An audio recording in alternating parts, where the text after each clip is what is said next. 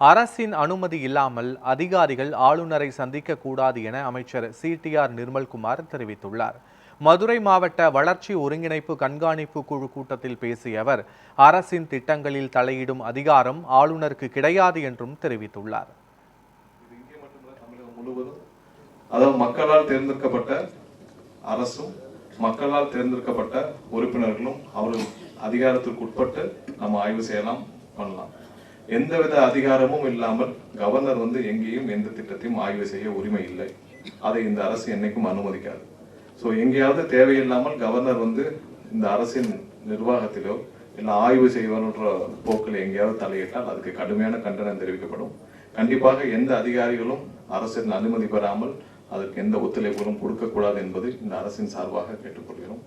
So கண்டிப்பாக governor மக்களால் தேர்ந்தெடுக்கப்பட்ட அரசு இருக்கும் பொழுது கவர்னர் தேவையில்லாமல் அவர் போய் ஆய்வு செய்யறதும் எங்கேயாவது தேவையில்லாமல் தலையிடுறதும் அது தேவையில்லாத குழப்பத்தை ஏற்படுத்தும். அவருக்கு அந்த அதிகாரம் கிடையாது. அவர் தலையிடும் அதிகாரமும் கண்டிப்பாக கிடையாது. இது இங்கே மட்டுமல்ல, தமிழகம் முழுவதும் இதே நிலைமை தான் இருக்கும். குறிப்பிட்ட ஒன்றிய அமைச்சர் அவருடைய துறையை ஆய்வு செய்யலாம்.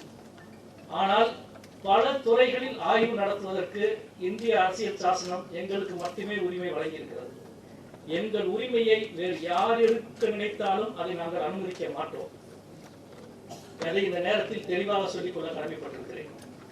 இரண்டாவது விஷயம், ஒருவேளை யாராவது அப்படி ஆய்வு நடத்த அதிகாரிகளை அழைத்தால் எந்த அதிகாரியும் பங்கெடுக்க கூடாது.